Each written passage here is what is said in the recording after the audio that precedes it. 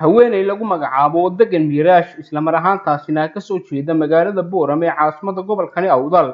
hase ahaatee marwe kuwa magaalada tani Hargeysa ayaa muddo 30 maalmood sida ay eheladeedu sheegeen waxa ay xabsiga ugu xidhan tahay in ay ku labisatay ama ay gashatay dhar ka samaysan midab u eg calanka buluuga ah ee koonfurta dalkaasi Soomaaliya Ehelada Gabadhaasi oo ku sugan magaalada Boorame ayaa madaxweynaha Somaliland mudane muuse biixi cabdi ka codsaday in gabadhaasi hooyada ah uu xorriyadeeda u soo celiyo iyagoo amuurtaasi tafaasiil dheeraad ka bixinaya ayaa waxay yiraahdeen anigoo ree awdal ka tirsan gaar ahaan gabadha xidhan walaasheed degan Cumar Daahir oo ku magacdeen degan Miiraash degan waxay ku xidhan tahay xabsi ku mutaysatay muddo bila mara ay xidhatay oo sawira ay ku gashay barafilkeeda soo dhigatay maradaas calankii Soomaaliya ay ku gashay sawir ayay maanta muddo bila xabsiga dhexe ee Hargeysa ay ku xidhan tahay taasoo maanta macnaheeda looga dhigay inay tahay sawirka ay ku mutaysatay degan ay ku xidhatay jidhkeeda inuu yahay qaran dumis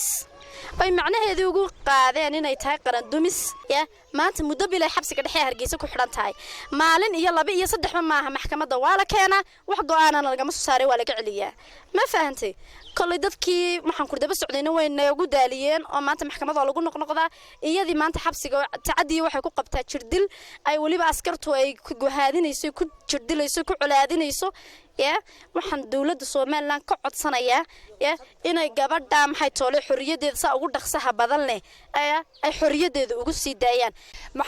mid kale dawlada Somaliland maryahan ay ku mashquulayso iyo waxani horta siyaasadeena way soo jirsatay ha ka maxay hayday korto maryahay ku mashquulayso mara maxay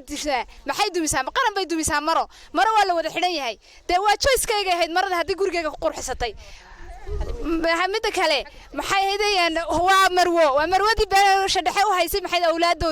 awlaadini bay haysaa waa hooyo maxay hayday nuujisa ilmo yar bay haysataa ciyaal yar bay haysataa ilmaha yar haysatay umusha ku tahay muutada bilood jirsanin waa hooyo lagu jirdilay maalin kasta xabsiga Hargeysa waxaan si sharaf leh mudan madaxweyne kaaga codsanaynaa inaad xorriyadeeda si degdeg Miiraash ugu soo celiso inaad ilaaliso ayaa loo baahan yahay nugusha yacni hooyada dhibaataysan waxaan leeyahay mudane madaxweyne soo daa aniga oo ku hadlaaya afkii maxay haydaanay gobolka Awdal waxaan ku leenahay madaxweyne oo ka codsanaynaa si maxay haydaanay ay ku jirto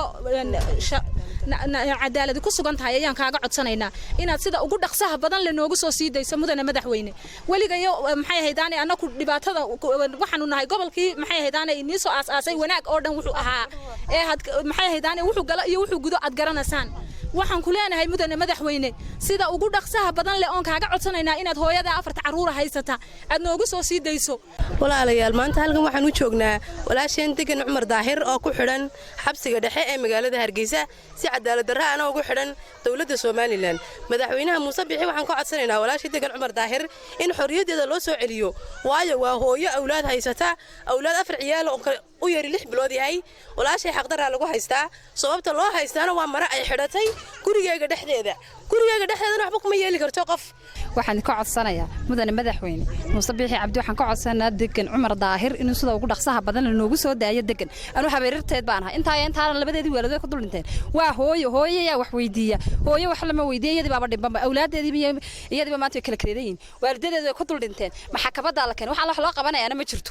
madaxweyne waxaan ka codsanaynaa anaga gobolka ree Awdal Boorame maanta ka soo hadlayna inaad inta noo filiso wadka ka xidhan muddo bula waxay ku xidhan tahay maxaadan xabsiga dhexe waxaan ka codsanaynaa marwada in loo soo daayo xorriyadeedii in loo sii daayo oo ubadka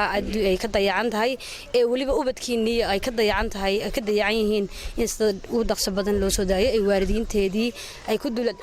dulactadeen ee maxkamadda maalin kasta waa la keenayaa la leeyahay haddana aan la socon maxaadan maxaabiista maalin kasta la keenayo muddo kasta oo la qabto waa la keenayaa la dhaana ay waalidkii halka ku cadilan yihiin dhibaatada iyada gaadhay dhibaatada waalidka gaadhsiisan baa ka daran waxa lagu xidhin baa inanta degan lagu xidhay mara waxba ma qabato mara waxba ma tarto mara dawlad ma jabiso ujeedda kale uu leeyahay madaxweynaha Somaliland muuse biixi inanta degan ujeeddu kale leeyahay haddii la yiraahdo maro wax lagu xidhan maaha dadweynaha baa uu ka warramiyo waa la weydiin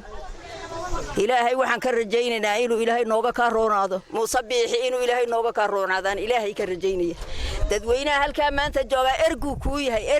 ergaan ku nahay maanta inantaa degan darteed baan ergowna ergadaa hanagu qadina inantaa ubadkeedii iyadu kala halaaba inay kala daranyoobeen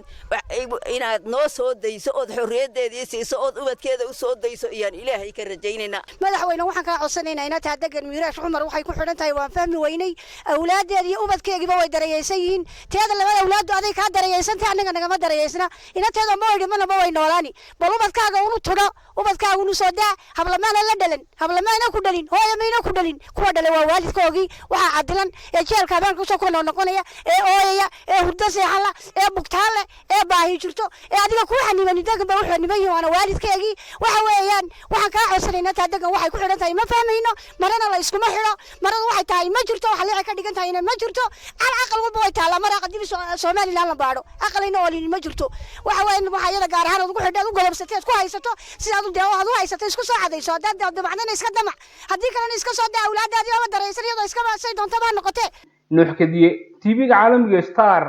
Burama